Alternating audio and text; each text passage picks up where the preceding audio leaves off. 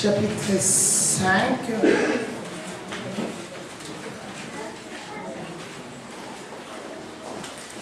Samuel 5. Nous prendrons le verset 1 à 6.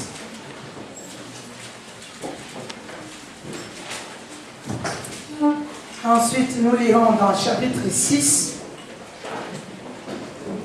les versets 13 à 15.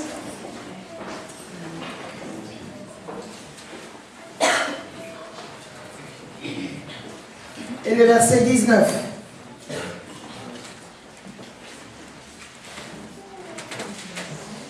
Et enfin,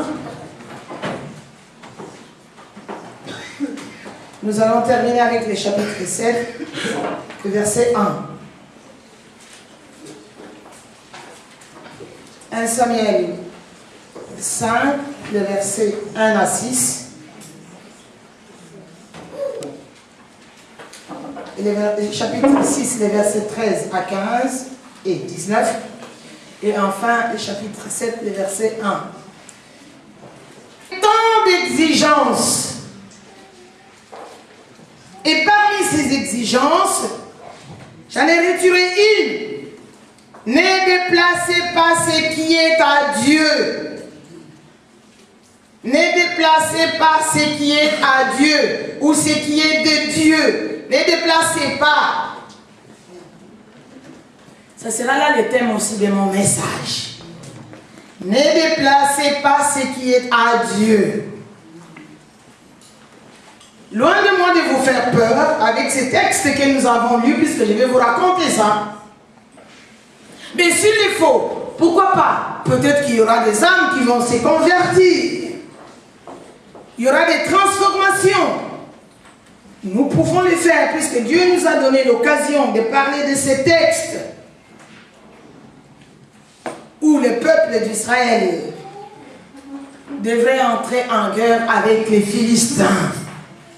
Mais sachez-le tout d'abord que ce peuple a connu un tournant crucial dans son histoire, le peuple d'Israël. Quel est ce tournant? C'est le passage du gouvernement des juges vers celui d'un roi.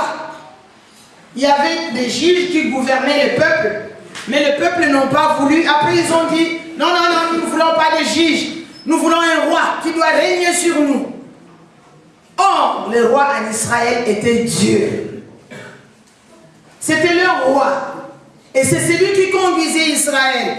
Maintenant, il se cherche un roi humain. Alors, il y a des conséquences. Et parmi ces conséquences, ce sont ces 4 chapitres que je vous ai épargné de lire. Et moi-même, j'ai lu et je vais vous raconter ce qui est arrivé. Quand on désobéit, ce qui arrive, et quand nous ne voulons pas être sous le règne de Dieu, qu'est-ce qui arrive? Les Philistins sont venus, ils ont entendu parler de ce peuple, un peuple que Dieu conduit, un peuple qui écrase tout à son passage. Et maintenant, en face de nous, nous devons habiter avec eux? Non, nous devons entrer en guerre. Voilà les Philistins qui atterrissent et qui combattent avec les Israélites. Israël a perdu. Israël a perdu la bataille.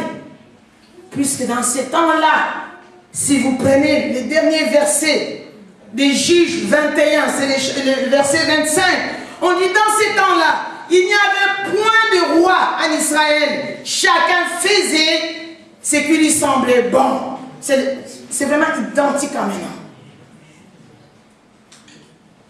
C'est comme maintenant, on se vautre. On voudrait qu'on accepte tout, même dans l'église. On nous impose des choses. Il n'y avait pas de roi. Il n'y avait pas de juge. Il n'y a pas de roi. Il n'y a pas de juge. Dieu n'a pas de place maintenant. Je fais ce que je veux. Et comme Dieu n'était pas là, Israël perd le combat. Et maintenant il pleure. Qu'est-ce que nous allons faire? Nous avons perdu contre ce peuple. C'est un peuple puissant. Qu'est-ce que nous devons faire? l'arche de l'alliance au milieu de nous. Nous vous parlons souvent de cette arche de l'alliance, ce que ça signifie. En elle, il y avait la présence de Dieu. Quand on voyait l'arche de l'alliance, il y a la présence de Dieu. Israël s'est dit, voilà, ce que nous allons faire, c'est d'aller prendre l'arche de l'alliance et de l'amener au camp de combat.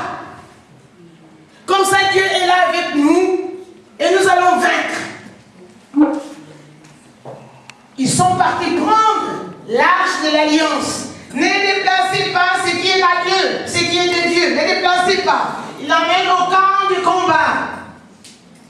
Israël s'imaginait que l'arche garantissait en toutes circonstances la faveur et la puissance du Seigneur. L'arche, fabriquée avec le bois, pourrait en tout cas, si on la prend, non, la présence de Dieu sera là, la puissance de Dieu sera là, la faveur de Dieu sera là.